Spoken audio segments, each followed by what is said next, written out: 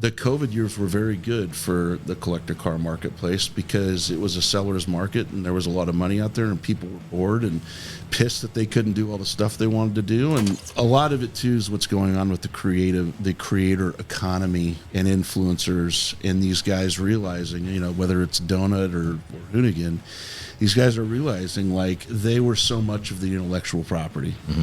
They obviously didn't have control over it. Just seeing it all happen at once this year. You allow people to sell their cars on your platform, right? But you're also, I mean, there's events, there's other media, there's podcasts. What's the goal? Is it just an aspirational brand? You want to do everything? Like, let's have people wearing Hemmings shirts because they're cool about the brand? Like, what's the plan? Welcome, everybody, back to Oil and Whiskey. Another episode, another in-person guest. We got Matt Boice from Hemmings. However, prior to Hemmings, you've had a long, storied history and career in the automotive aftermarket, but specifically print media. And basket weaving. Basket weaving? Left out was that competitive or just for underwater basket weaving? Right. Damn. Yeah. I've never heard of it being mixed two hobbies like that together underwater. Very difficult discipline when you're doing it underwater. Yeah, that's a whole other level. How long can you hold your breath for? Right. 4 or 5 minutes. Oh, shit. That was back before they had NIL deals, though, right? I have the lung capacity of an elephant. So. Nice. Well, Matt, great to have you. Yeah, pleasure to have you here, man. Known you for a while. Great to have you guys. come out here in person and do it. They're always better. Yeah, you can't trade the experience of being in person. You know, it just doesn't do it justice on a video conference call. It never does. Seems like there's more and more of that just because of, you know, COVID. So trying to get back to, you know, normal interactions with people. And it's not a bad place to be out here right now. That's for sure. You guys got a lot of cool stuff going on. Thank you. And because you came out here, now you get to taste a little bit of Chicago, which is unusual when we're drinking bourbon because bourbon and Chicago usually don't really go together. Yeah. But, you called it. You saw the name, and you know of Jeppson's Malort, huh? I do, and this is not the Malort I'm hoping. No, it's not. Okay, good. So what did you drink Malort in? So I had Malort at a place called Bruno's, which has been around for decades, over by Loyola, Chicago. Okay.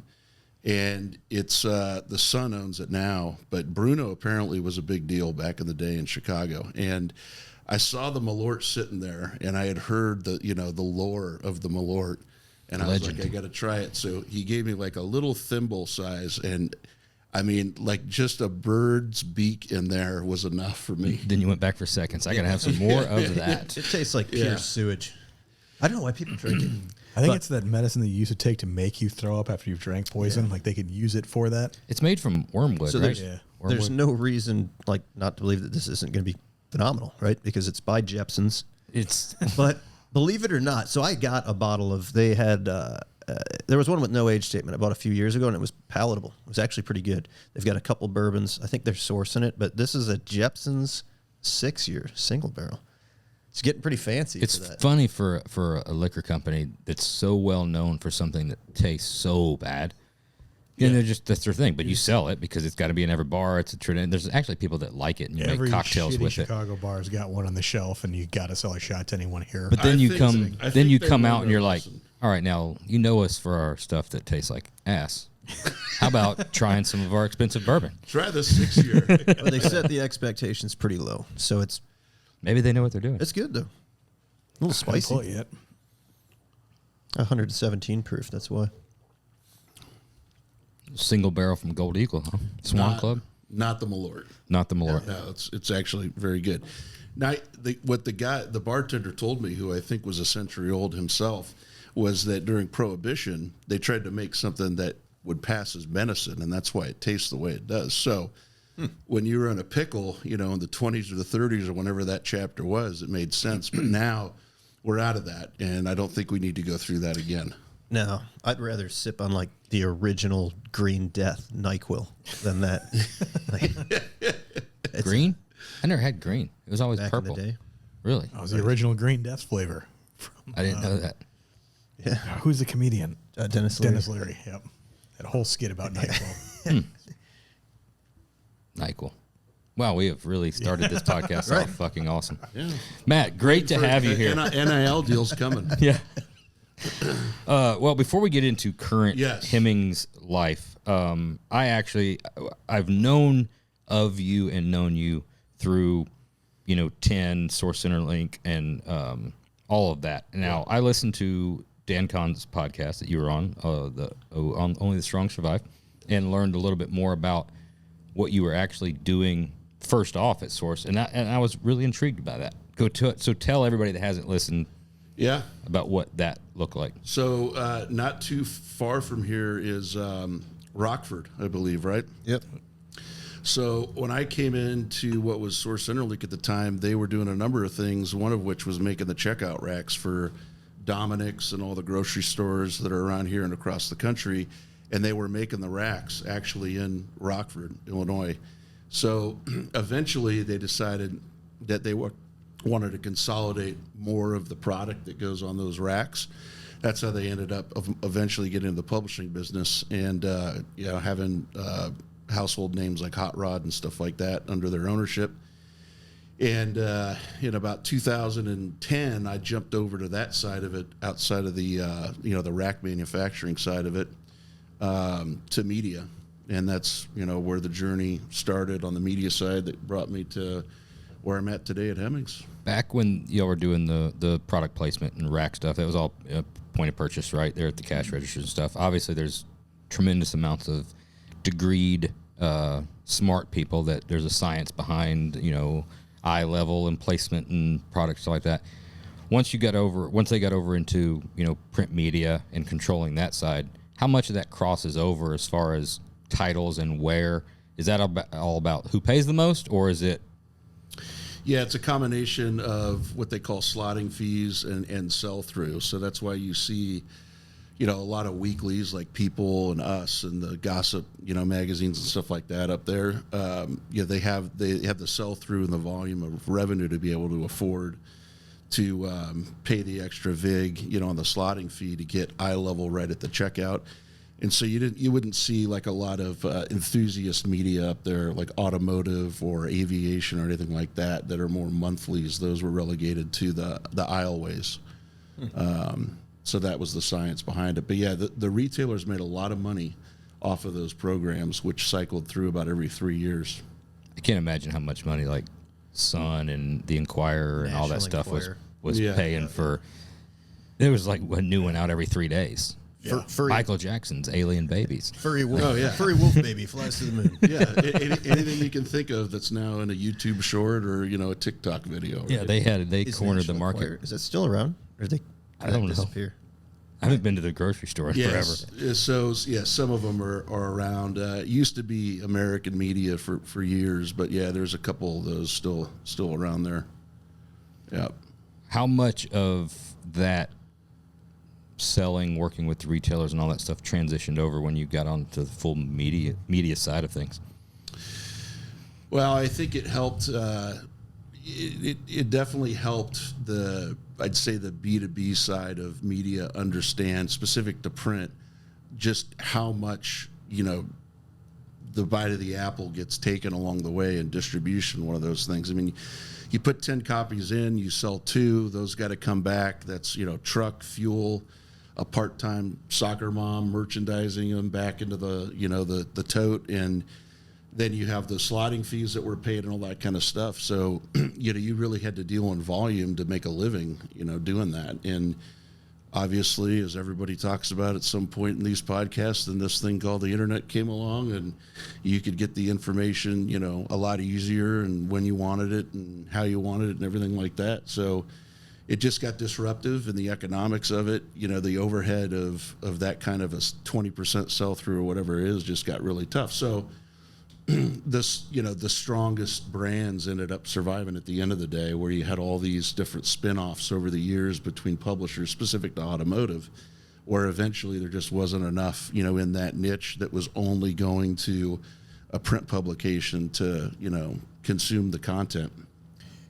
In those early days, were you like an early adopter?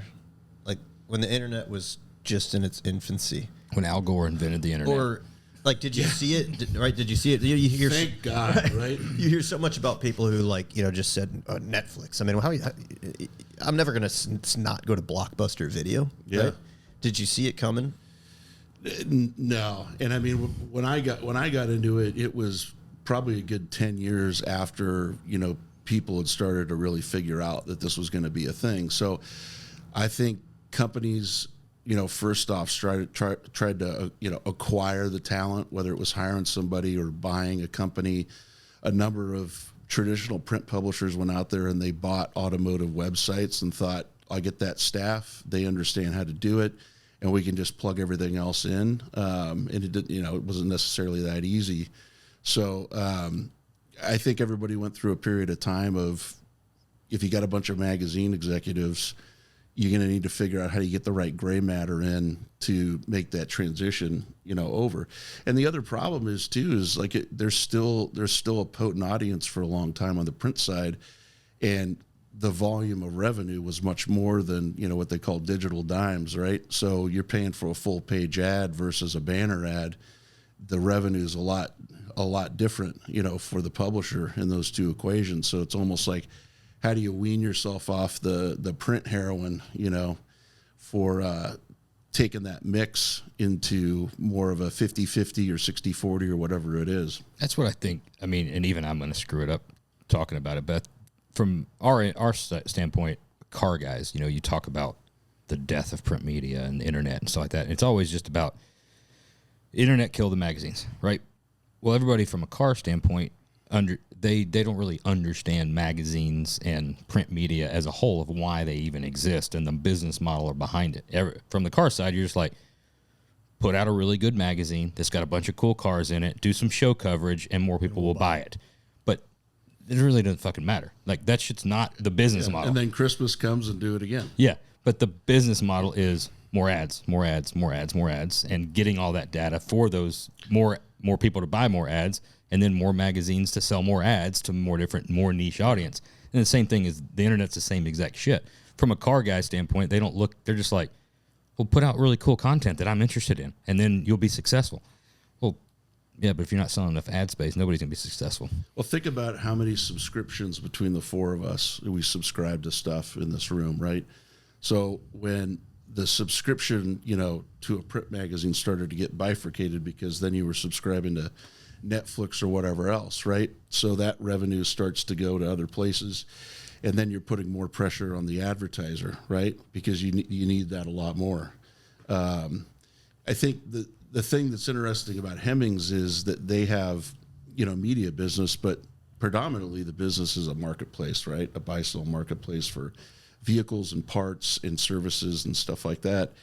So we have utility, and that's the other, I think, missing spot for the evolution of media is how do you bring utility into it as well? Because utility in something like trying to service a buyer or seller of a vehicle puts more pressure on the consumer, right? Not the advertiser, instead of continuing to double down on that. Right.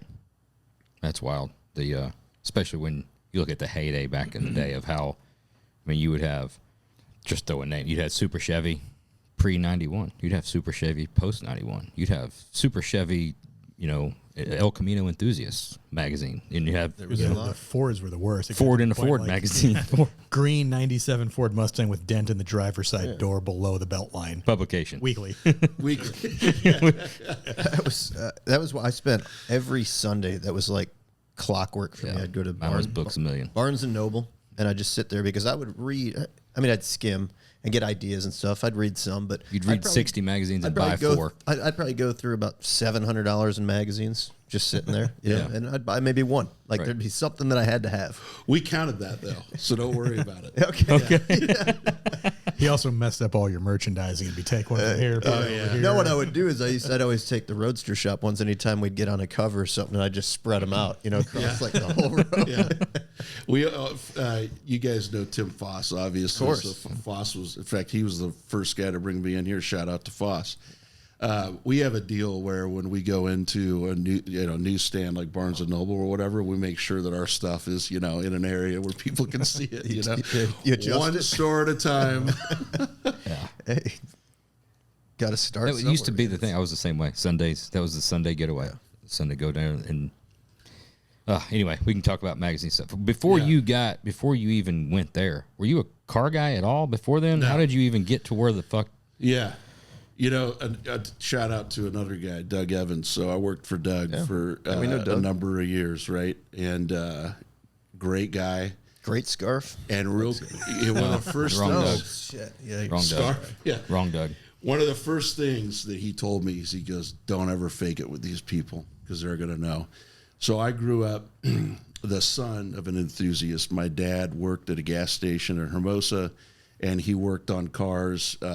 He had a Bel Air for a number of years when I was super young, and that was about the closest that I ever got to being, a hardcore car guy. So what I think has kept me, I think what keeps it exciting is that, you on our side, you're with editors, right? So all these guys, Freiberger, Rupp, KJ, Terry McGee, and like whoever it is, they would be doing that stuff anyway.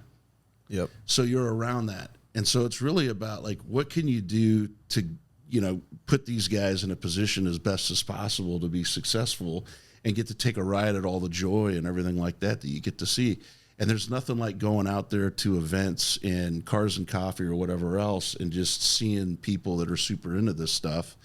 It's definitely beats being in front of a video camera and doing conference calls all day, Yeah. So, Did any of it rub off? When did it start? Did it ever rub off? I mean, at any point are you like, no, I get it. This is fucking awesome. Like, I gotta have one of these. I'm into this shit. I get it. And I think the reason why I never made it an addiction to my wallet is because I could always go over to that garage and drive a road tour car or whatever else it is. I'm getting the full court press now, though, because we own a marketplace, right? Yep. We have 30,000 vehicles on there. So Like I pressure did it. from above. Why haven't you bought anything yet? We've got the website. Just jump on it. No, and they're right. It is absurd. You've been doing this for almost 20 years. Like, what are you doing? What are you thinking? I had my wife okay with. We were looking at a Chevelle that another employee owned, and she was like, "You know what? I feel like if I was home alone and I had to drive this, like I feel like I could." So I think we're gonna have to evolve that now into some kind of maybe a C10 or a truck. Yep. Andrew Erickson and I, by the way, Andrew's great. I love you guys are a great hire. Andrew and I were talking about how now, because everything is so unattainable, is that we used to Dodge Power Wagon. Maybe we go that route, Yeah. Yeah, the Power Wagon just doesn't seem to be hit, other than the model train guys. It doesn't seem to have built any real collectors, right? Or collector value. It's perfect. Am I right? No, you're right. I'm just the guy. I kind of like see a little red wagon. I kind of like. I think you could do something cool with them. But Power wagon? little red. I'm thinking. I'm just. Yeah, I get it. You're thinking the early Power Wagon, Yeah. steel fender. Yeah, I was thinking little red wagon. Sorry. Yeah. No, No. I don't know where my the head's at. Express? That's Little Red Express. That's yeah. I'm just not with it tonight. No, hey, that's fine. I saw model train when you said it. I think the Fords are the bull nose, not bull nose, but what's before OBS? What was that square Ford truck? Before Pre 92, like the late I don't know 80s. what they call them then. OJ era. Yeah, OJ. Oh no, before OJ. Square. That's a good Ford. I think that. Yeah, Can you square a square? Yeah, you can square. You can make it more that's square. a great truck. Yeah, you know the truck I'm talking about. Yeah, it's just like it's a square. It's Ford's square body version. It's just. So you're progressing on. At what point did you start seeing the writing on the wall of like, hey, this whole empire of all of the brands and the social media and the stuff? It's probably time for me to look for something else. Well, I've had this conversation so many times, right? And I always pre-qualify it with it was a high school diploma, a GED, an undergraduate degree, a master's, and a doctorate, and it was technically all one company. So, and at times, people really went to bat for me because I did not come in, an automotive guy. So I owe that chapter a lot. So for me, the mission and why Discovery came in was because we had created basically a Netflix for gearheads, a subscription video on demand channel, so SVOD, that was really attractive to them because that's where they were trying to go, is more direct to consumer, because they have, intermediaries like the cable companies that are in between them and the customer, and they wanted to own the relationship with the customer, never mind, cord cutting and that whole phenomenon. So that's really what they wanted. And that's where along the way, when they had acquired it, more and more of the focus and the investment and things like that were going, over there, which made sense. But that wasn't my wheelhouse. I didn't really have anything to do with any of the monetization of the content on television or anything like that. Was their intention at that point did you think, or did everybody think that their intention was to take that and grow it and take it to the next level? Or at the front, it was just like they're buying the data and the infrastructure that's there and can morph it into whatever they want to? Yeah, I mean, it was a guinea pig to a certain extent, but to be honest, which is kind of, amazing to think about, is it's not a very mature industry, SVOD. And, unless you came from Netflix doesn't really share anything. It's a walled garden. So I'd say like they have probably the most acumen with the streaming side of stuff. So, 5 years ago, it was still making it up as you go along in a lot of ways. And it's a very expensive experiment because you got to try a lot of different type of content. And the proliferation of all the platforms there now, like what works on linear television does not work on YouTube or, a streaming channel or things like that. So you're trying all these different things, and you got to serve a print publication, a website, an app, a linear television channel, and all that stuff with hundreds of hours of programming, which is super expensive. So I don't think anybody had, the silver bullet. I don't know that they still do. Now it's different because they got Warner Brothers, so they have all that intellectual property in the movies, which is, probably something that's a little bit easier to monetize than even a great show like Roadkill, Yeah. Well, then they got Max, and then it's all there. They own Harry Potter. They got Game of Thrones, and then all the movies and stuff like that. So, they were trying to broaden, I think, what was working for them as well. Now they have all that content now because they own it outright that they can put on Max, too. So it's a big benefit because I think, there's a much larger female audience in a lot of the programming that Discovery had versus the automotive stuff. And so being able to take automotive, which is a predominantly higher male audience, is a benefit to them too. Big business. Crazy shit. Over my head, man. Yeah. Just build a car, build a chassis.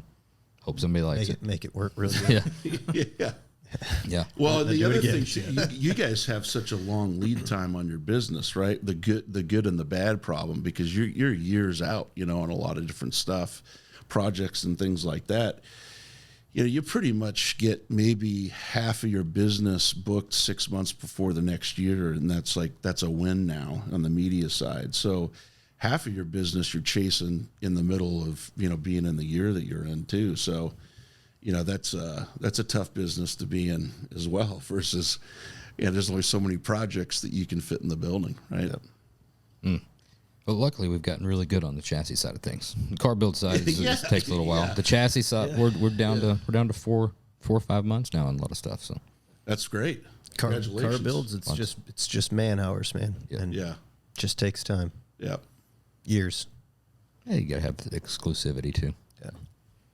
Can't just walk in and get a Rolex. If media, no matter how bad you want one. If media had a pipeline for years, it'd be a much different conversation, but it just doesn't. It doesn't exist.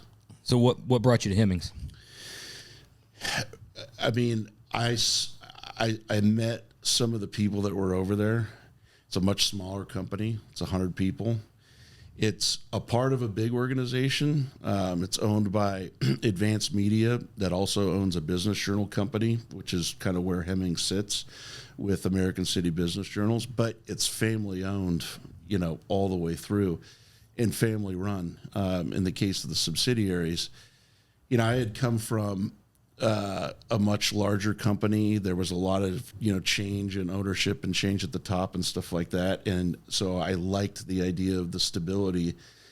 But as far as, you know, the offering and the difference between the offering of what you have is it's a much more balanced business because, again, they have this utility to the consumer of the buy-sell marketplace. And so there's just not, you know, 80 or 90% of the revenue pressure on advertising, which is, I just don't think that you can make it forever, you know, on that. You've really got to try to figure out how you can put some, you know, pressure, but in a positive way with some value to the consumer to survive.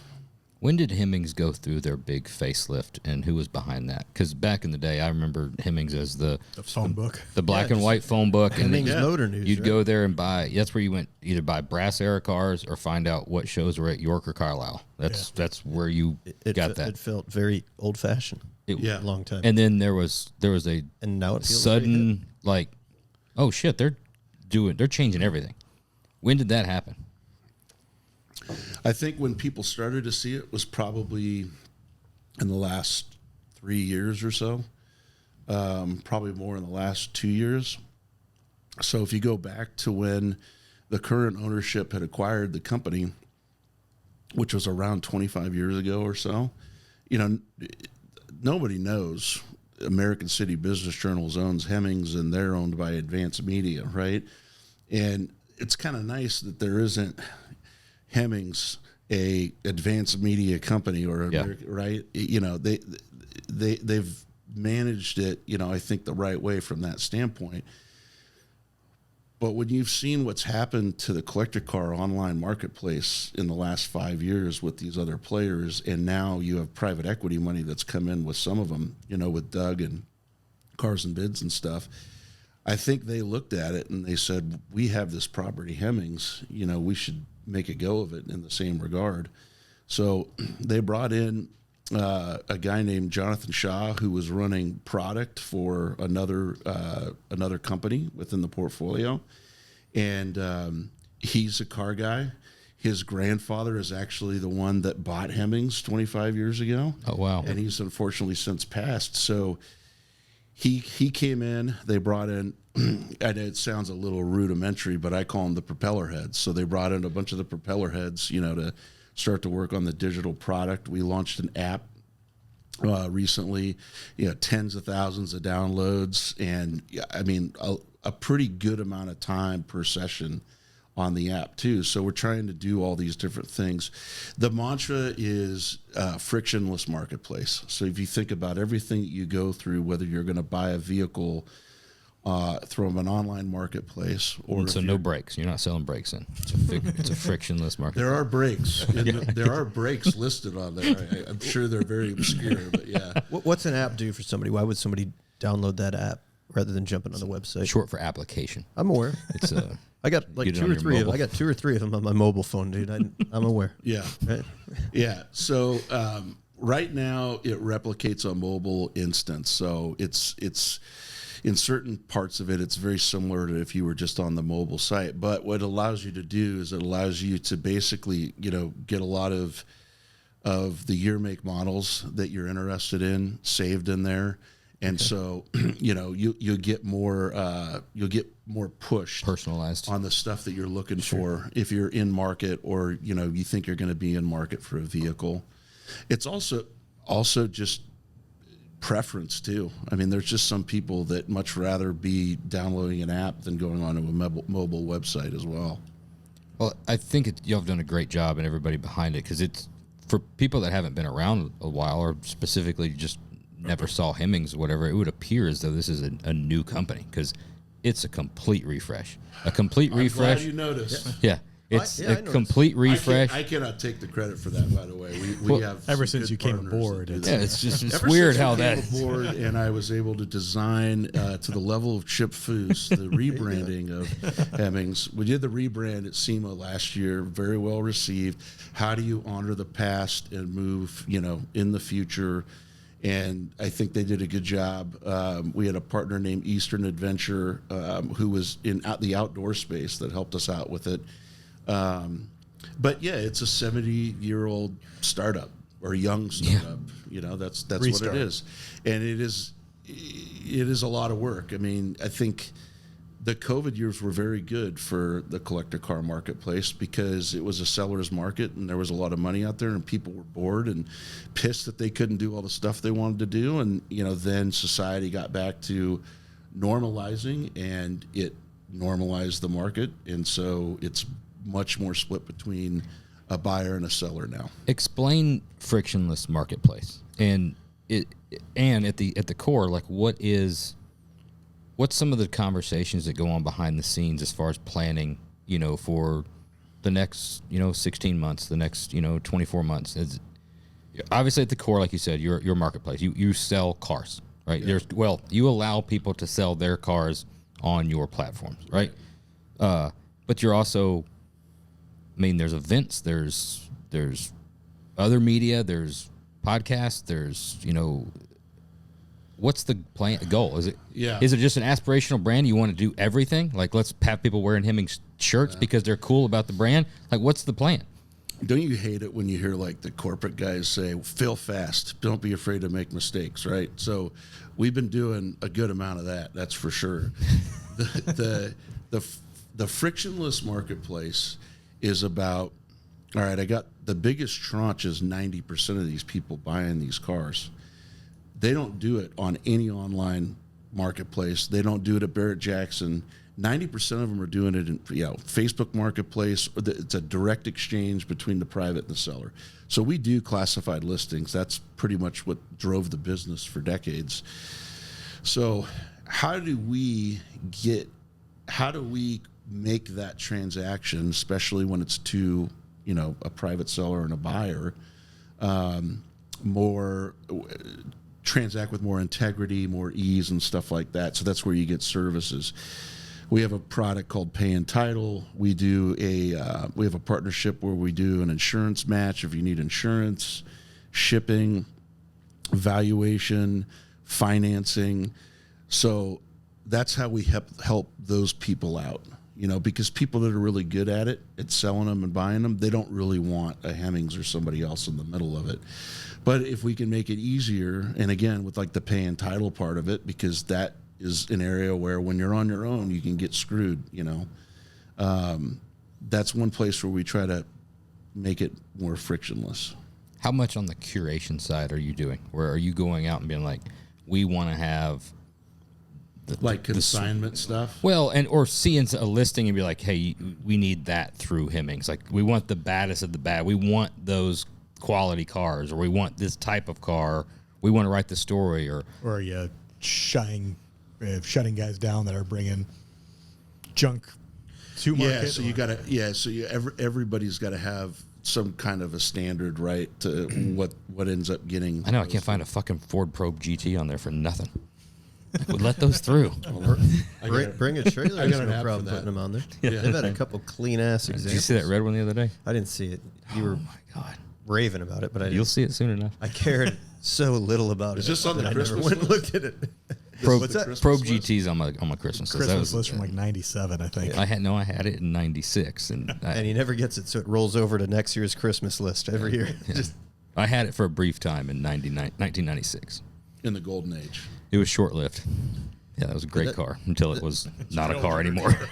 It is a good question, though, what that application process looks like, if there is one, because I'm curious when you see, like, if I jump on just Google, right, and I decide we're just looking for a Fox Body Mustang for a specific project. So you type in Fox Body Mustang for sale, or 87 Fox Body Mustang for sale, and you'll find a particular car. Let's say you have said Fox Body with a bald eagle painted on the hood, on the 4-inch cowl hood. That particular car will be on every single classified website, along with eBay. So, like, how does that work? What is there like what's the database? How do all those cars, the same exact car, land on Cars.com, Auto Trader, eBay, and then 15 other generic classified sites? Yeah. And how do you guys differentiate yourselves from that? So, it's personal marketing. Somebody has made the decision that they're going to market the vehicle, and I'm sure that they've done it before if they know all these different outlets that they can sell it on, right? The easiest way to get them to keep coming back in, whether or not they list it somewhere else in addition to Hemmings, is selling the vehicle. So when you have the 30,000 vehicles, and there's a lot of classifieds in that in one marketplace, and you've got millions of visitors to the site every single month. You've got a 300 plus page magazine that's going to hundreds of thousands of people. Like that runway that you've built over time gives you a leg up. At the same time, you're trying to figure out, I want you to go ahead and select maybe our auction product or our make offer product and sell the car through Hemmings, right? And they pay a listing fee even in that instance as well. Okay. And then the buyer pays a success fee, which is 5%, minimum $500. The max we take is $10,000, right? So that's ultimately what you're trying to do, is if we're good enough at services when you're transacting there, or we're good enough at selling your vehicle because somebody called through the classified listings on our side, maybe you'll give us a try to sell your vehicle too. And that could be an individual seller. It also could be dealers as well. You're trying to just build the audience of potential buyers, have all that sitting there, so when you're looking to sell, that's your most fish in the barrel. Yeah, and that's where some of the ancillary things like events, programming, content, original programming, and stuff like that come into play. Is to try to get people to wet their beak that maybe don't have any idea, who we are.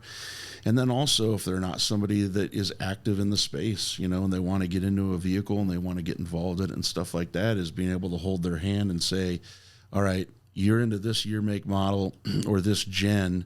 Here are the things that you need to look for, when you're shopping, and here's what the prices have been and stuff like that. So you can go in there with an education. And if we're giving that to you, then maybe you'll buy the vehicle from us because you trust us, right?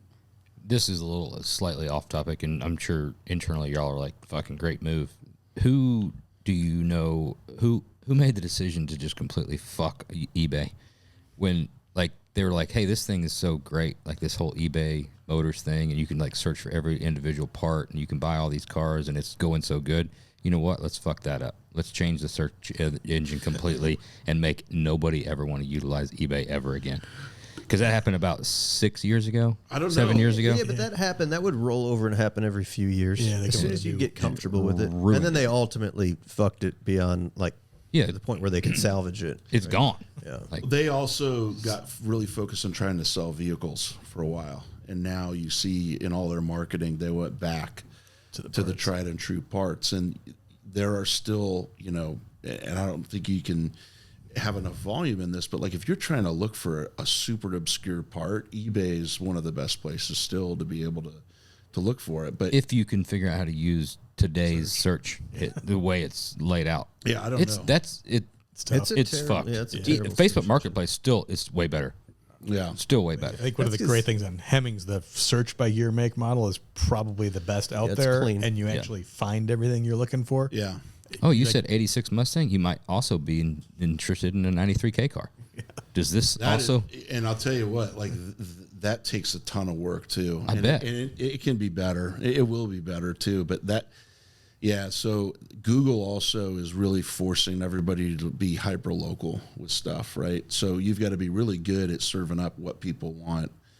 In this case, when you're searching for vehicles and stuff like that. So we're trying to get in front of that too. They had a huge algo change in the beginning of the year that impacted all the publishers. So everybody now is trying to align with, that what appears to be that answer to, what they decided to change on March of whatever it was this year. I was going to ask you, speaking of Google, what's the plan for people like you going forward when you can't rely on the same data that you used to be able to get from Google? Well, they just walked it back.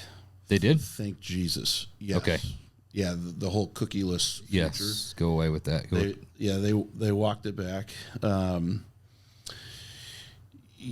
It's kind of like in advertising, if you're an ad sales rep, you would always get customers and manufacturers, especially in this industry, because it took some longer than others to be into paid search and stuff like that, which you need to do, especially if you're a reseller, right? So you would always need to kind of position it as we're in addition to that. Like if you say you need to be buying a spread in the January issue of this magazine, and that person actually knows what they're talking about, they're going to run you right out of there. So it is the assist, right? Google always gets credit for the transaction at the end. Who passed them the ball, and that those are people like us. I assume that still, whether they walked it back or not, it's the writing's on the wall sooner or later that there's going to. Well, with digital advertising, it's less about Google, in the vein that we're talking about, and it's more of what they call programmatic, which is just basically automated, ad buying and selling. And so that is more and more where things are going. So if you're just selling space ads, right, to go, my CTR on Google is 10 times better than you guys. So it's got to be coupled with something else, right? What is contextually relevant that's happening around the ads that keeps a gearhead or a buyer of a vehicle or something engaged more with Hemmings than a search ad or something like that on Google? So it's you've got to have more than just selling the space, right? And now, ultimately, which is the way it's always been to a certain extent, whether it was cost per lead or conversion, did you sell my car if I'm a dealer, right? Did you help me do that when I marketed, the vehicles on your website or whatever else? Do you think that, going forward in the future, that the consumer and the audience will start to dictate the media that they're consuming versus when, internet with short of, timing, dictated what the consumer would consume? I've been waiting for an opportunity to slide this one in there because it's about what these guys did, rightly so. So, when you start to look at all these areas that you invested in media, right, and they start to collapse or consolidate or whatever else, and one day you realize, like, I need to own the relationship with my consumer, right? And so you go with Ironclad or whatever it is, when you guys started creating all that content, and this was content that was getting engagement and view metrics that were as high or higher than automotive brands that had millions of followers, right? Well, yeah, you got that, but it was hard for us to say that in a pitch when we were like, well, then you got to understand this magazine ad's going to be seen by this many people. You say no to Janine. Give that a shot. Shout out to Janine. And, I think people looked at that, and there were a couple others that did the same thing. Crawford at the time was, I think, eventually it was race-winning brands, but whatever the outfit he was at too is he started to do the same thing, and the content marketing side of it or whatever you did, first party, and you own the relationship with that customer, right? So I think that kind of plays in a bit to the topic that you were bringing up is. We have to figure out a way that we ultimately are putting a consumer in front of these guys that they can then just have the direct relationship with, in addition to the stuff that they're doing on their own directly, whether it's content or events or anything like that. There is no making up for one or the other. Like, you have to do both now. Yeah. I know we've seen it long enough or old enough. Everything's cyclical, so it swings. It swings back, and there's always the next new thing. And after a consumer base, let's just call it consumer base for automotive, they've chased the dragon, then the dragon has given them their force fed the way all of these media companies have done, then everyone's kind of like, I'm kind of sick of that. Like, I kind of remember old print media, and I want to slow down. And I mean, we talked about, vinyl. Yeah, we're talking about CDs, cassettes, and vinyl here. Yeah, and I think it does, like, to your point, you start trying to filter out the bullshit, and you're like, I really like that brand. I don't need anybody else telling me, about that brand. Let me just follow that brand. Yeah. Let me just get engaged with them and see what their cool shit that they're doing. So subscribe to Oil and Whiskey. Yeah, absolutely. Roadster Shop's a pretty good one too. Like and subscribe. Yeah.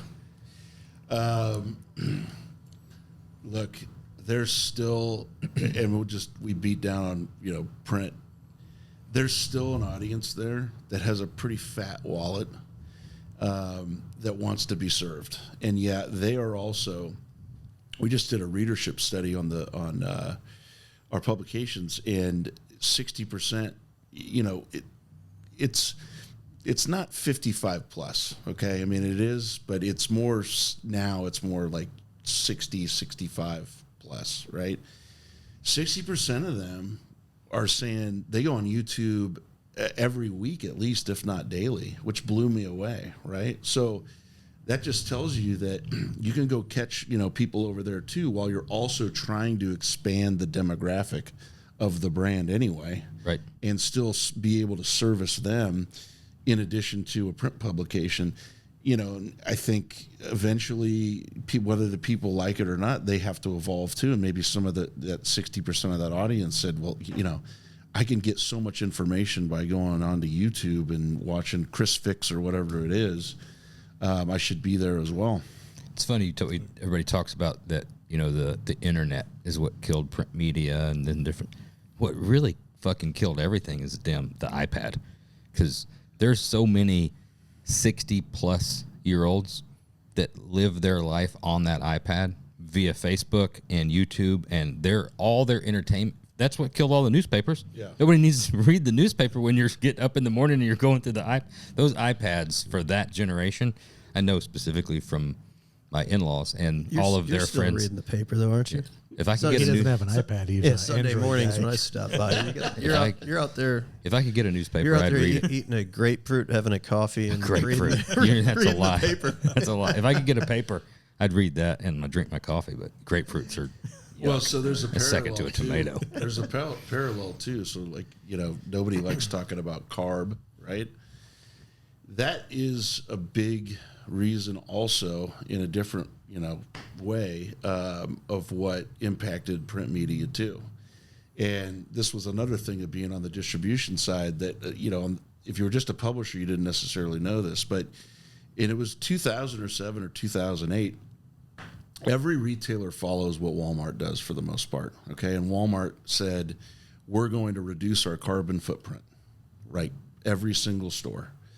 So they completely redid the layout of what a Walmart, looks like. And they looked at the product categories, right? And you get the magazines and you go, wait a second. We're taking 10 of these things in and we're sending 8 back, the paper, the trucks, and all that kind of stuff. They should have got rid of fucking greeting cards. Nobody wants greeting cards. Leave the magazines. I think they're on their way. But what Send happened a was GIF. they took all the shelves out. So you remember you used to go into a Walmart and there was 13 shelves on 2 sides, Yep. as far as the eye could see. And then you went in there and it wasn't there anymore. And you went back to the electronics section and it was maybe like 5 feet high and half the shelves or something like that.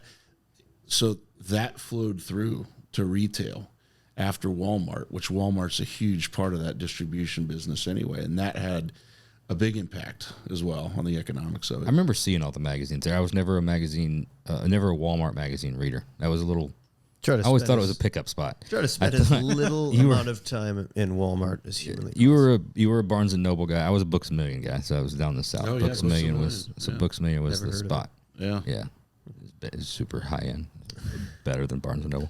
But yeah, Walmart. I do remember all the stuff, but it was always a little. Even in the heyday, it was in a section. You get a little scared being back there, just the magazines. Yeah, I don't want to go back to being in the back of Walmart's. That was your life for a while, wasn't it? Yeah. I had field service for a while, so I had the western part of the U.S.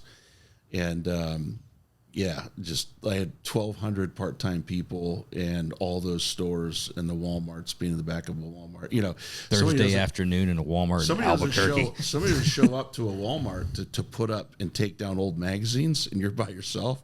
That's an 8-hour job in a supercenter. Yeah, no, thank you. Pass. Yeah, hard pass. You get rid of them? I know how. I don't know how much an entire Walmart holds. I just know how many totes of magazines I have moved a couple of times to new houses, and personally, and every time it's the wife's like, you don't use those, just get rid of those, and it's like, no, it's my magazines. Yeah, I've stored those, but then after you tote them around a couple of times, you're like, man, these are fucking heavy, and there's a lot of them, and but it's bonfire. They're gonna be worth something one day. I have a question for you. They're never gonna be worth anything. Can we go around the room? What is your favorite? Let's go aftermarket automotive event, consumer, not trade. Event.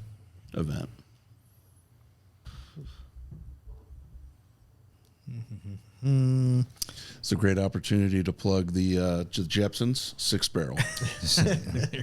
I'm going to go probably for a little bit different reasons. The Triple Crown of Rotting. I knew somebody was going to say it.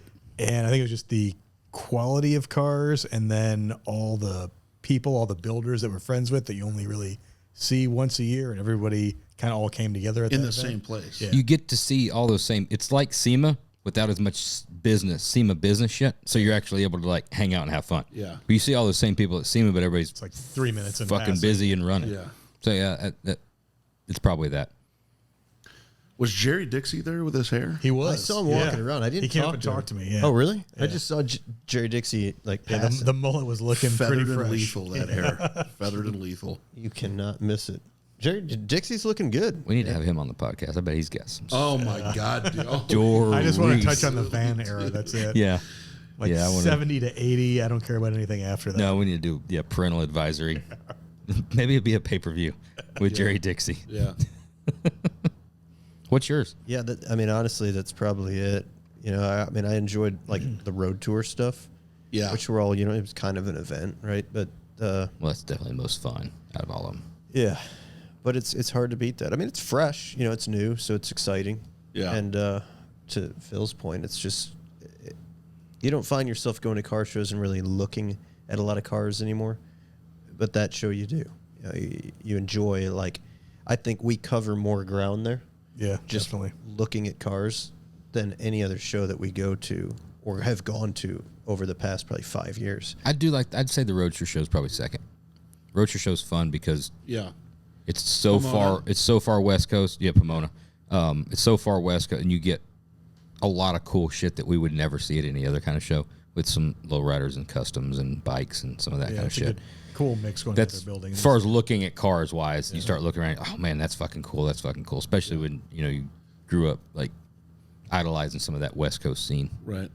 So yeah, that would be second to Triple Crown. Triple Crown for the people. Just having all the builders that are there in that one space is. I was talking to Foss about it this last weekend, and I told him, I said the coverage was really good too. Seeing those guys talking on social, all standing next to each other is pretty special. The award ceremony was pretty awesome. They definitely won it with the award ceremony. Holy shit. Yeah, that's the craziest, most fun. Yeah. And they raised fucking $70,000 for the Gary Sinise Foundation. Muscle Palooza, October 12th at Orlando Speed World. Drag racing and car show with payouts. Will be voice. my favorite. Yeah. Midnight Drags. That's a Jeff Thisted. Is that new? So they had been doing it for years at Lebanon Valley, and for years everybody said, "Can you do these, in other places?" And so we started to do them this year. We did one in Maple Grove. We got rained out at Dragway 42, and then we're going to do one at Orlando Speed World. And so we've got Desolin Park, who's got a big car collection and amusement, deal right there in Orlando, is the title sponsor. So I think it's going to be pretty cool. I have obviously not been to as many of those because I've only been at Hemmings for 2 years. So my answer today, with all the shows that you go to repeatedly over the years, is Hot Rod Power Tour. And the reason why is, when you're just coming into this hobby and you're out in middle America and you're looking at the impact that this industry has on towns and people, it's pretty prolific. And I remember one stop, we were in Bowling Green one year, and a kid who was probably 12 years old comes walking up with his dad, and we were getting ready to leave, and we had it actually was Jeff DeLynn, who was the publisher of Hot Rod for a while. It was his wife. She was Miss Hot Rod when Evans was still there, and she was signing posters. The kid comes up in full tears running with his dad, who looks like he probably got off work. They had driven 6 hours just so he could come to this autograph signing and get the poster. And the mom had passed away. Like this whole story. And I'm like trying to keep it together going, holy moly. Like this matters this much to a kid this age. Yeah. They're not on Fortnite or whatever it is, right? So that was pretty cool. And then people getting married, which has happened at a bunch of these automotive events, The Power Tour's good. I did the full run once. Yeah. But I've never fucking worked so hard not working, just doing the tour. That it was a lot. It was a challenge. When we do our road tours, we do a little different pace than the Power I've never Tour. Been. It's surprisingly, after all these years, It's driven like right past our shop a few times, never done miles down the road, and we're always on the road Busy. at another show or doing shit. It's a lot to do the in run. June, which is tough, right? Because there's giving up a whole week, especially with all the business you guys are doing. We did the one from Des Moines to Mobile, and there's a lot of driving, right? So you drive, then you're doing the show thing, till night. Well, then you're hot and tired. Then it's like dinner, and then you drink in the parking lot, and then it's like got to get up early. Yeah. Because everybody's trying to rush to get to the show so you can get an actual spot. Because the things are, it's like a Good Guys Columbus every single night. And if you don't get in and have a spot, you don't have to get in and have a spot. So you're like, get up early, hungover, run as fast as you possibly can, hope you don't have any trouble, get to the show, do the whole thing, and then repeat. It's just a lot. It was super fun. But you got to recuperate. I got a good Scotto story. Okay. Good Scotto story. Yeah. So I don't remember what year this was, but it was early days of Hoonigan. And one of the pinnacle achievements of Power Tour is getting recognized as what they call a long hauler. And you have to do a number of things, right? Sure. And do the whole week and all that. Scotto and the band of brothers that he had rented, or I think bought, this old beater RV and started a thing called the Wrong Haulers. And they basically went off and did like these wrong direction things and all that, and you had to finish it and everything. So I think they broke down or something like that, and I want to say we might have been in Memphis. And I had heard about this, and they had sold sponsors and everything for this whole thing, right? Which pissed everybody upstairs off. Oh, and yeah. all that. So somebody, says, hey, listen, Scotto wants to talk. We're going to go grab dinner or something like that. Let's talk, And I'm sitting there going, I didn't really know everything that Hoonigan was becoming and doing all that stuff. And by the end of the dinner, everybody was best friends. But at the beginning of it, it was like, listen, buddy, there's not going to be any more spinoffs of Hot Rod, okay? But it was cool. It was cool. And that was the kind of thing that a Hot Rod Power Tour is. An entity like that is on the up and up, right, and is a rising star, which is really not associated with kind of the demographic that it is. Did something really cool that we probably never would have done. Not so rising star anymore. That brand, are they? No, it's not, which is really unfortunate. And I always tell people, especially in the vein of my predecessor, like the world does not need to see this stuff go away, especially for the sake of all of our businesses. It is not good for the industry for stuff like that, to happen. But a lot of it too is what's going on with the creator economy and influencers, and these guys realizing, whether it's Donut or Hoonigan, these guys are realizing like they were so much of the intellectual property. Mm-hmm. they obviously didn't have control over it. And now there's a lot of open arms, whether it's YouTube or whoever else, that really want to reward the individual contributors. And so you're just seeing it all happen at once this year, you know? Yeah. Pretty nuts. Pretty nuts. Standard question time. What do you want to go with first? I don't know, man. You fire away. I just follow your lead. Appreciate that. I follow your lead. Carlos. Best Whiskey bullets. charities to donate That's what to. it is. Yeah, freeze them and then drop them in. The Gary Sinise Foundation. There we go. Good job. So it doesn't water down your bourbon. Yeah. It's a fidget spinner is what it's became Yeah, for me. doubles as that. Yeah. They are fun to fiddle with. Yeah. First car. We're gonna guess it. We're Okay. gonna guess it because it's a tough You one. get you a little cocky. Well, no, it's a tough one because he's not necessarily a car guy. Yeah. Dad was. You'll like my answer, though. Dad was a mechanic, right? But Grew up in Southern California, you said? You want to know what my first car? No. we're gonna guess. We're gonna guess. We're gonna guess. But what year would you have been 16? 16 would have been Or just close. 1994, 94. Oh, we're close to the same age. 3. Yeah. Yeah, Three. I just wear it well. That's all. I appreciate that. Josh, not so Thanks. You fit right in. much. Yes. I like this guy. That's the first guest diss on your. Not the first one. Yeah, there's been more. Cheers, Josh. Cheers. Cheers. Cheers. Southern California, 94, 95 era. Was it a gift or did you buy it? It was a gift. Family car repurposed or new? Family car, not new. Okay.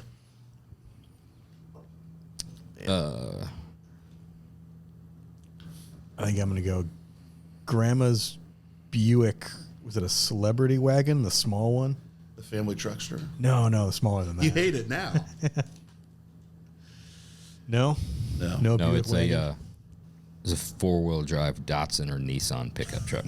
Yeah, it was a tuner car for sure. Yeah. I was going like late 80s. Remember that? The 4-door Accord when it had like the kind of wedged nose on it? Yeah. That would be pre-89. Okay. Yeah. I'm feeling that in like a bronzy color. Big guy, little car. Yeah. It's just, Bronzy. yeah. It just kind of hit me. I don't know.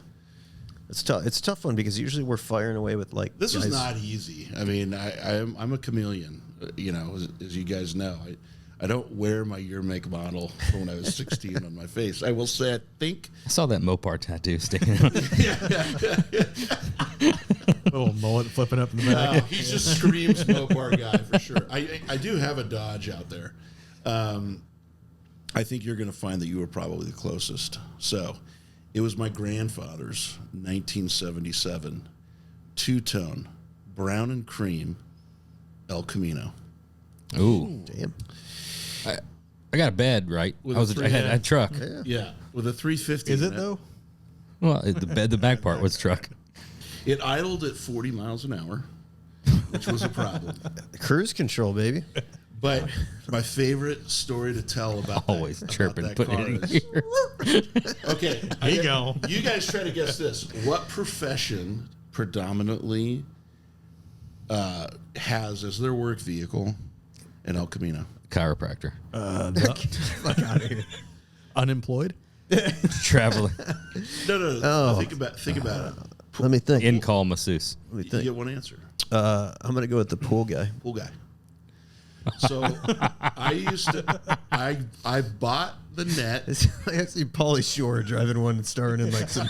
I had the skimmer net. It's the pool and guy. some of the equipment, and I put it in the back. And I used to drive over to my friends' houses and knock on the door, and the parents would come down, and I'd go, "I'm here to clean." I mean, I knew they had a pool. I go, Yeah. "I'm here to clean your pool."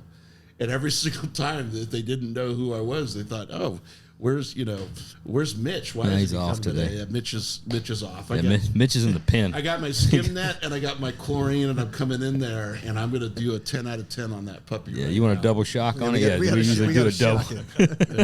Your husband called. Where did you Did pull somebody pool call guy the pool from? guy? I have no idea where It just felt right. Where he Yeah, I visualize. I saw it. You with redeemed the, yourself. You redeemed well, yourself. I'm seeing it 77. I saw it more. I just pictured it as like the what was the Malibu style El Camino? You know, when it was like 79, 80. Yeah. You see that? That to me just screams. I see that the lifeguard at the 77 community pool. I don't see it as the pool guard. 77 was a bigger body. It was a land Yeah, yacht, that was yeah. big. It was a land yacht. That was a big machine. Yeah, it was. It was great. I was stoked because I wanted something that was actually older. I tried to get my folks to get I think it was like an '80s Land Cruiser or something like that, which even then were astronomically expensive. And they were like, "Okay, bud, yeah, sure." Dude, those things Okay. too behind Yeah. the seats, you could probably fit like 3 kegs of beer. I was going to go race Rutasuli, famous for the reason he had one in high school. He had the G-body El Camino, Yeah, is G-body because is you what I can was going put for. 2 kegs behind the seats, lay them down in that little Yeah. well back there, fold the seat up. You have no clue there's a keg back there. The rest is history. Yep. Yeah. Just kind of bring that tab over. A couple like of the cyclist. Yeah. Oh, The man. camel. The camel pack. Camelback, Yeah. The camel keg. Yeah. Best piece of advice you've ever received?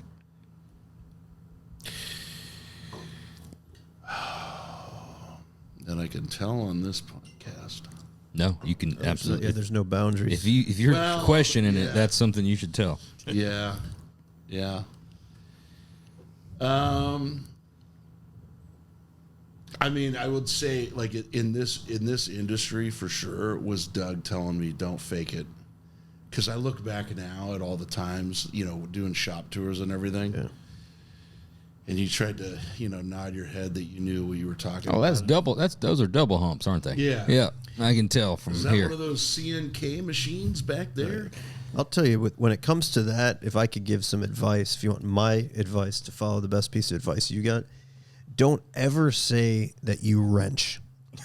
I've never heard a guy who like actually works on things with his hands Yeah. say that he wrenches. Yeah. Which is something that comes from almost every guy that's like producers, the TV show guys. Every one of them's like, you know, I do a little wrenching in my garage too, or That'd be like me and you telling Phil back, oh, yeah, we excel. I can, yeah, I mean, I'll excel the Exactly. shit out of that report. You mean to excel it? I'll go up there, I'll excel it right now. The fuck out of this thing. Fixing to it's like, oh, I grew up wrenching. Yeah. I can formula that, You excel, know, why don't you guys get me set up? I'm going to get down there on the floor back there. and wrench, start Some wrenching. wrenching. Yeah. We've Some metal fab and some wrenching. a fun little game for the listeners at home. There's been a couple of guests that have wrenched. Yeah, go back and find them. There's been some guests that have said that, yeah, they wrenched. I don't remember who they are, but people are going to find them now. I won't go too hard on it. I'm just gonna say that it's Don't that's tell one of them. those just red flags to me. It's like it makes it like gets under my skin. I get it. I'm with you there. You Because it boys doing seems some in- wrenching down there. Equivalent of you playing sports ball. Yeah, it would be. Yeah, but at least I own it. They're like, this dude has no fucking idea what he's talking about. Fucking sports, like sports. Yeah. You fellas playing sports? Like they know right away. It's not like I'm trying to fake it. It's like this dude has no fucking idea what the hell he's Score talking of the about. match. Yeah. Yeah. What quarter are you guys in the baseball game? Slam, You guys, slam dunk or a 3-pointer. I don't know. You lean into that a little hard. You know more than you let on. Because I've caught you throwing out terms in the right way a bunch of times. I mean, on different sporting I know events. some things Right. from like growing up doing it. Yeah. So there's a few things. Yeah. What surprised you? There's been a lot of stuff on between baseball, basketball, and football. You've thrown out way more football stuff than I thought you would. Football, I don't really know. Yeah, he's Much. like that. He's like, dude, that was a home run. Yeah, I think you- know that. I mean, I think you made it. I think you learned it all from you. I think you probably studied up hanging out with Robbie. Oh, I have a football friend. Yeah, I think you didn't He's want a to. ball player. He plays some ball. He doesn't toss the pigskin around, but he kicks the shit out of it. I think you read the football for dummies before the first like date night. Dude, we went out. Yeah, it's my wife is friends. Robbie Gould. Yeah, He's a former 49ers kicker. yeah. He's a very Bears famous kicker. Bad. don't look at me. I'm just wrenching Right. over here. Yeah. Yeah. So my wife says that we're going to go out with her. She hangs out with his wife all the time, and they all run in the same circle and stuff. So he's never around much, but we're going to go out with them. And I'm like, I have no fucking idea. Like, no disrespect to the guy. I just have no idea what he does. And like, I'm not going to Google it because I really don't care. Like, if he's They give you a round when it's time to kick it or something like. But we went out, and dude, he gets just swarmed by people. He probably enjoyed the fact that you weren't, you know, well, it aware was, and into it. And all I didn't that. talk about Stage 5 clinger. sports. He didn't talk about cars. You don't have shit to talk about. It just sat there in complete silence. The weather. Once we got through with the weather, it was just. Is he? He's a nice guy. Is he a bad person or a good person? Did y'all like judge other people and? No, he's a very nice guy. He's So a you good had dude. literally He's nothing to coaching- talk about. He's now coaching high school football. You know that? Really? Where? Somewhere locally At a high school? at a high school. Yeah, he's done playing professional sporting ball. I was giving you compliments. And He hung up his Yeah, stick. dude, that's huh? how I roll. Yeah. I don't play the sports or no. I just hang out with the pro players, man. That's just that's. I'm but just nice, a groupie. Yeah, but nice Saved. guy. Nice guy. Shout out to the pro sports guys. To the- I think, to all be you honest pro with you, sports I think guys. the only reason that I know a little bit about football is because I enjoy being at your house and watching Alabama lose, Not as much as Phil and does. just nothing seeing, better. Phil seeing plans his just seeing weeks around. the devastation in your entire family. Oh, wow. Like it is. Oh my As someone goodness. who's not into sports, you got to understand. I can relate, like how much is probably hurting his feelings. Yeah, so I'll watch it. Like I I don't get a wanna kick. I'm watch like, oh, something. that was not a good move. That the ball fell out of that dude's hands and the other guy took it. Fuck, yeah, he's gonna be pissed. I think that's what pisses me off. Phil knows about it, and he's always just making eye contact with me at the worst moments. We've always watched like the worst games is always either between SEMA or at other shows. But Jeremy knows so little about it, but he knows enough to ask really stupid fucking questions at the really stupid was fucking that- time. was that Hey, supposed to happen? hey, I know you're like super upset. Like you're supposed to have more points on it. So whatever they just did, they scored. I'm like, shut the fuck up. I don't see why. Yes. I don't see why they wouldn't just kicked it between the things. Yeah. That seems stupid. So, do you understand why they didn't go nickel there in the last play? I don't know what I'm talking about or anything. Big college football fan. So Yeah, nothing like it. College sports are, especially March Madness, live for it. yeah, it's so different when you're, which it has changed with the NIL stuff now, but it's still different than pros because you there's nothing, you still got to perform. You've still got to perform, and it's not perform pretty good for a 3-year contract. It's perform really good this game The rest of your life depends on it. because your rest of your life depends on it. You're on the clock, a lot quicker, a lot sooner now, which is why guys, are whether it's transferring to be in a better situation or leaving early because the clock is ticking for them. I love I love NFL, but there's nothing like college football. I mean, you can see the same running back right in college as a senior, in the playoffs, drop that head and lay 3 people over, and then the next year, he goes first round, and then it's a step out of bounds. It's like I get it. You've got to protect your body. That's what's making your money. But Totally. And I'm like, damn, fucking 9 months ago, I just saw you take 2 fucking dudes and put them on their back. Yeah. And it's different. I like watching that in college football. Yep. So is that what they're more reserved and professional to like protect themselves? Is that what Yeah, I mean, you get some of these contracts, whatever. You got a certain amount of guarantee, and the rest of it is if you can play out the contract. So you're not going to just go out there and be done. So if you blow like an ankle out, Depends on what your contract reads. Like if you get a $60 million with a $30 million guarantee, right? Okay. With a $20 million signing bonus. So you got your $20 million, your 30 is guaranteed at like maybe the first and year. that's obviously already gone, right? That's And they're getting Crystals, better about sports cars. They're getting better about that's the thing how colleges are competing is by setting you up with the financial advisor in college with an NIL deal. So you're better off to not spend your first big contract down the road. So you know this if you're an Alabama guy, especially. You see guys sitting out of their bowl games. Guys sit out of their bowl games so they don't risk injury. really. Yes. Is that what Nick Saban's doing this year? Nick Saban's not sitting out of his bowl game. No, he's going to change the face of college football. So he will be the college football czar, here in about 2 years. I hope so. Just let everything play out. Yeah. For right now, he's doing fucking great on game day, so I'm fine with that. That was trust one of the those I process. dropped on you because I followed that. I was like, what happened to your coach, Like he retired. Josh? Yeah. What happened? They told us we won too much. We can't win anymore. And you're but not no. doing it this year, which is great. I get. We haven't lost yet. We haven't lost yet. No. He told the story of, they have the families over to their house, and at one point he breaks away with, the players, and maybe it's the parents or just the wives go with his wife. And more of these meetings or gatherings were turning into, when everybody left, her telling Nick, the conversation's completely changed. It is not about anything other than what is my boy going to get paid, like what X, Y, and Z. Wasn't about. It used to be about playing time.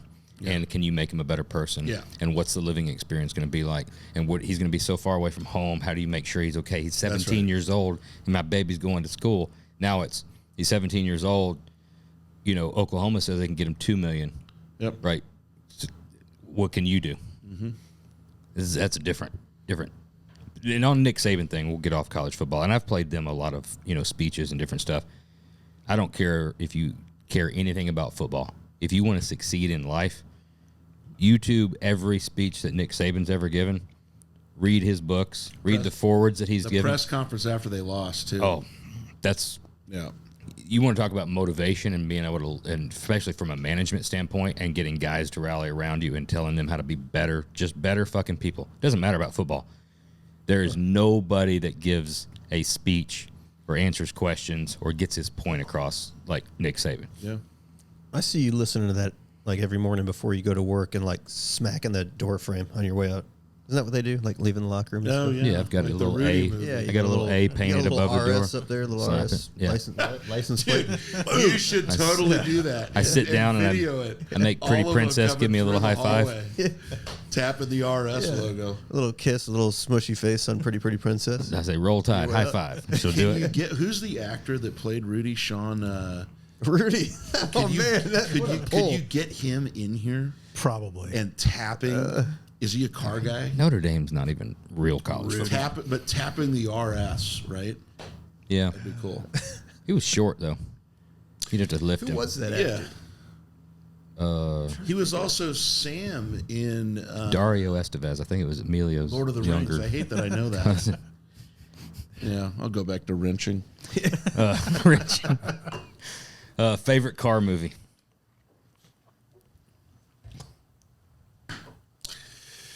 Can I just do a show? You can do a show. Okay. I'm going to do Knight Rider. Oh, I'm doing Knight Rider. Way to break the mold.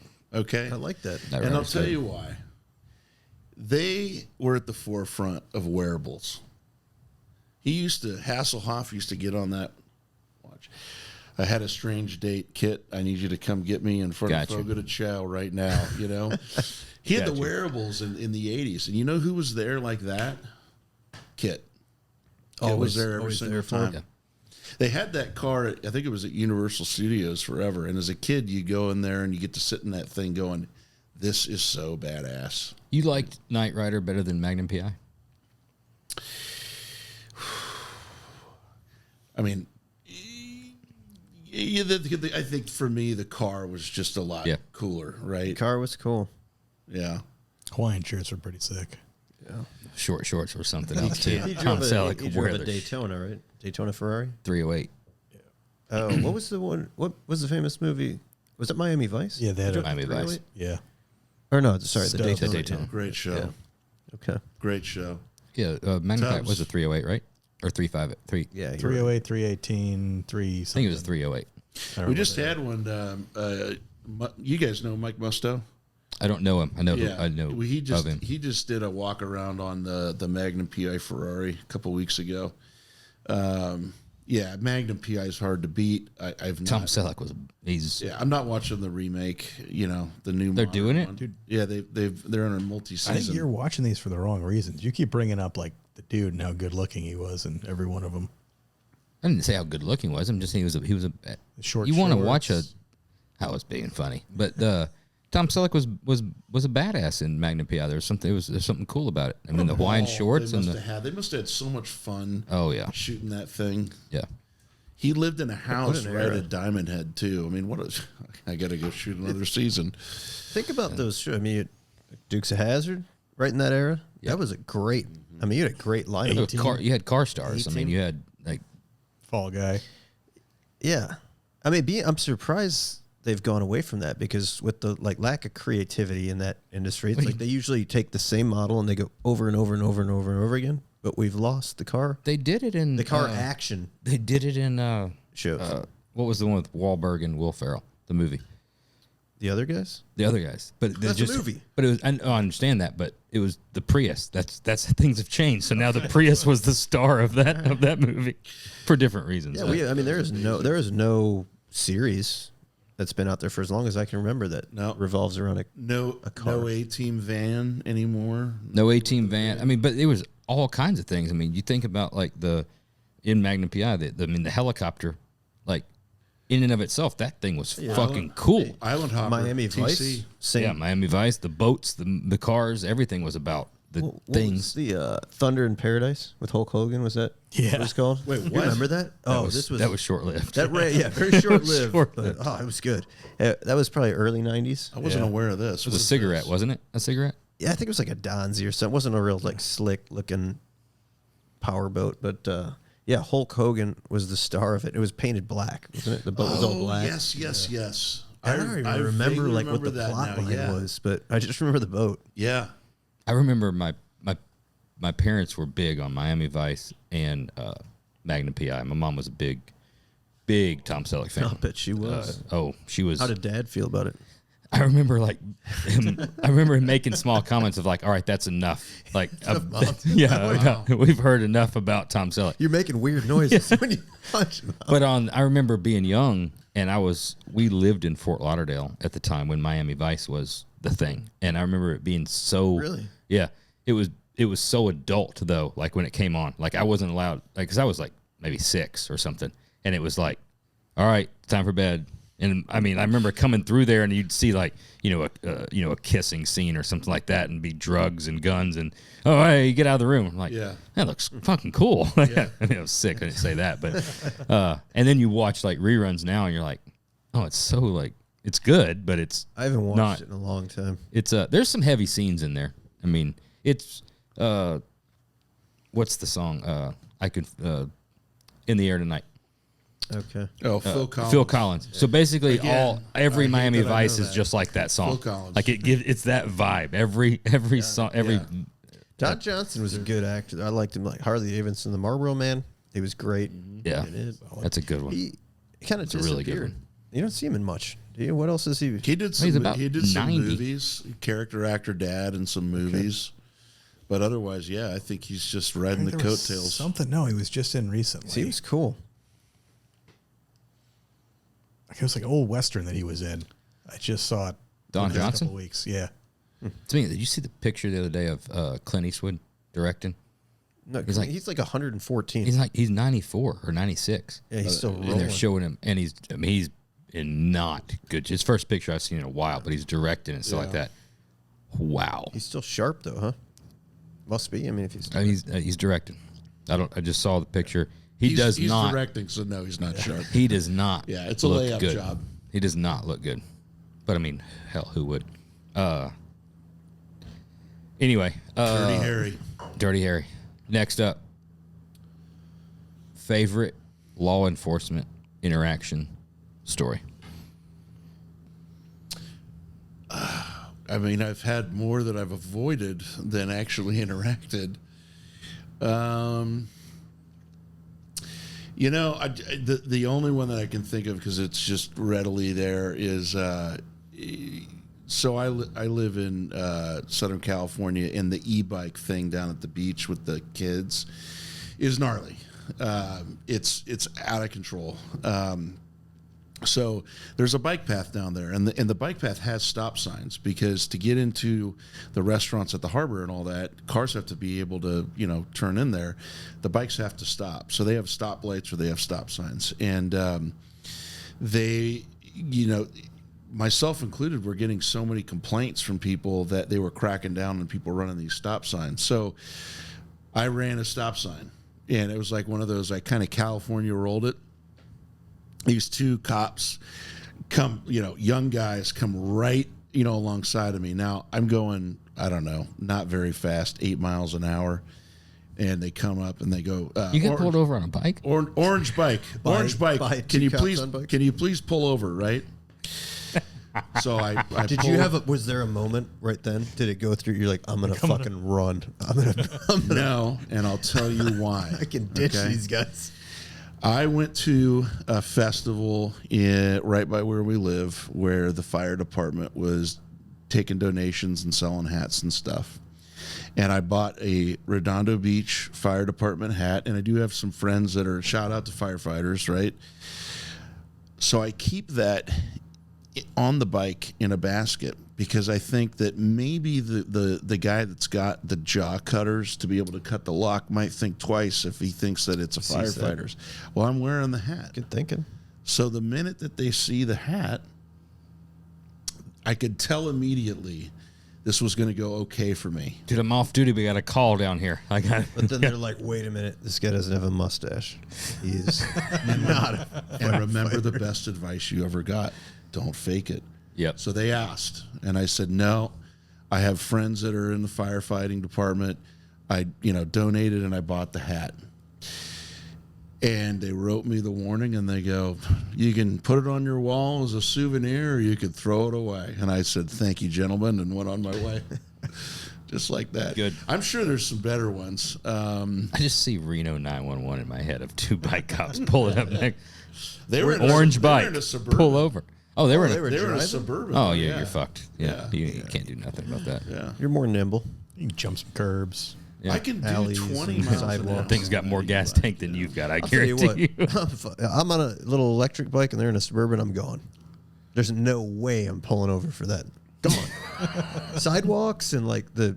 You're Are you kidding me? Electric Yeah. scooter. Well, they've got ones. Yeah, that also gone. They got ones that do over 50 miles an hour, and I can tell you right now, like we had one kid on our street who got rolled the other night. All summer long at 1 a.m, this kid would wear a black hoodie and no light on and dive bomb the streets, and he was going, it felt like 50, and they finally got him, and it's like, dude, all you need to do is hit somebody walking their dog or something like that, and it's over. Yeah. Now, I had a couple dads that are like, why don't you tell me about all the times that you did stuff like that when you were a kid? And I go, I know, but it's different now, okay? Right.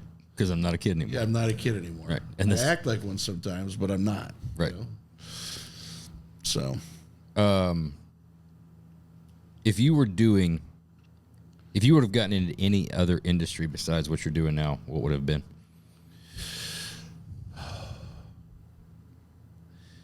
my dream when I was a child was to be on Saturday Night Live. Oh.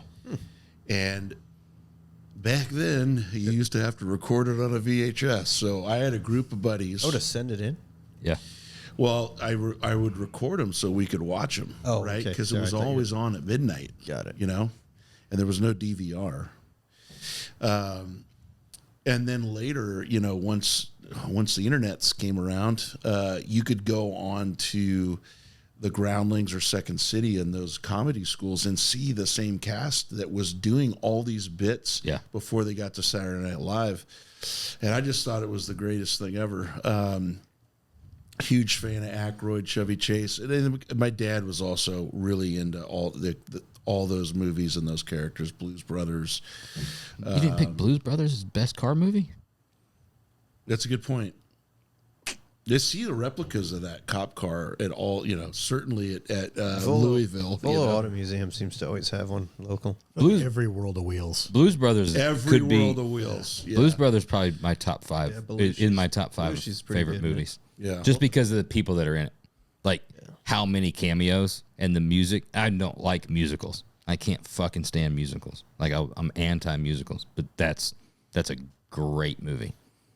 Did you ever see Eddie Munster doing the autograph signings at Street Rodder Nationals in Louisville? I don't think so. Oh, my What God. the fuck does Eddie Munster look? Is he still alive? What a gift. What a miracle of life that was. So he had a setup. Is this sarcastic? It was so rad to watch this. Really? He had the the casket car whatever it was, Model T. I don't even know. He had the Hollywood. They're probably replicas of the cars that were in there, and he would come to Street Runner Nationals, and you had to pay. I think it was $25 or $30 to get an autograph with Eddie Munster. And I'm standing there with like Foss, Janine, and all these cats, and we're just going, there's a line for this. There's a line of people that are going to pay for this whole thing. And then you see, the kids that had the cell phones or the iPads off to the side of the line, just taking a picture of them like a selfie and not paying him. And he lost his shit. Really? He lost his shit. Yeah. And it's like, did you not think this was possible? I mean, Eddie Munster's he's got to be pretty old, right? Yes, this would have been. That was like 50s or probably 60s? like 10 years ago, maybe seven, When was 10 that? years ago. No, it wasn't that old. It was The just Munsters, in was it? black and white. Oh, really? Yeah. Yeah. It'd have been probably late 80s. Yeah. Oh, really? Mid shit. 80s I don't know what for the I'm show. talking about. Okay. I don't know. Yeah, but the there black was- and white does throw you off, though. I'm with you. There was so much, fun stuff like that would happen at that show, right? Like you'd see, who was it? Drew Hoffman eating a turkey leg, walking around, in sandals and stuff like that. And you're just going, Street "Dude, what's Rod going Nats on?" back in the day. Yeah. Barry Lobeck and the what was the hotel across the street? Adams Mark. Adams Mark. Yeah. Yeah. Adams Mark Bar. Always good times. The Adams Mark Bar has some stories of a lot of builders. I was just there for a concert, and it's Did you go in there and get a drink? I didn't go in there, but I was there Just for with my, old I was times' there sake? with my wife, who all she can remember is she got thrown out of there we were drinking moonshine with the Rats glass and Toby from Alloway. This was back in early 2000s, and they'd come in with a bunch of mason jars of moonshine, and the bartender saw us like sipping on moonshine, booted her out of there. Really? It was She's like kind of right loud. at the pass. She always seems to take the fall. Yeah. Right. It's like right And at you're the like, pass, and she "What are you takes a doing?" swig of this thing. I'm like, oh yeah, John, I don't know where Where'd you get that from? they bounced her out of there. But good memory. Last but not least, favorite SEMA story. Oh my God. Oh, there is so many good ones. I want the one that could possibly get somebody terminated. Well, then I think you're the only one that possesses that story. yeah. I couldn't get We haven't terminated. fired him yet. No, I wouldn't do it to anybody that's currently employed in the industry. There was one story. I'm not going to do it justice, but there was one story that predated me being in the industry, and that was, and if anybody watches this that was around her in that time, they're going to be laughing so hard. And I hope I don't butcher it, but there was an executive at, I think it probably was at that point, it might have been EMAP. I don't know if it was still Peterson. And you guys know what was affectionately referred to as the I know the hooker bar that you're bar. talking about. Yeah. Before you said that, I knew the bar that you were referring to. Yeah, we've all seen some. People. Yeah. So he ended up taking part in the oldest profession in the world, Okay. and Allegedly. proceeded to have his wallet, and I think it was like one of those Oyster Rolex, Blue Oyster Rolexes or something like that. Stolen. Stolen from Company the shop. credit card, I'm sure. All of it. Yep. Like gone. And so, it was always That's a tough one. it was to- always, that person was usually giving the morning meeting in the booth speech to everybody and the younger guys about, listen, here's the do's and don'ts, right? And I'm going to go do the don'ts my own right now. So, that one was pretty good. And then we You're used never to, going to believe what happened, guys. it used to, Ask me how I know. it used to get to the point where there was nowhere within a 1 mile radius in SEMA. You could be at a falafel shop off the strip, and you would still hear some voiceover of Dave McClellan. yeah. Yeah. Rest in peace. Yeah. So it got to the point where we would come back from the show, and everybody would be talking like Dave McClellan, like in a meeting, reading great copy voice, for an ad, or they would start to call people and leave them messages as Dave McClellan. So this ended up eventually,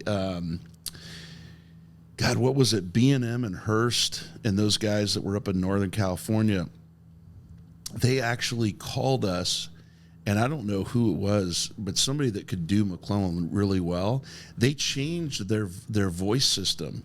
You know, when you for this, you know, for so and so press 1, for sales press 2. They had their automated, you know, greeting recorded as one of our guys in the voice of Dave McClellan. Well, you know, there was a service out there. Dave McClellan would do it. Oh yeah.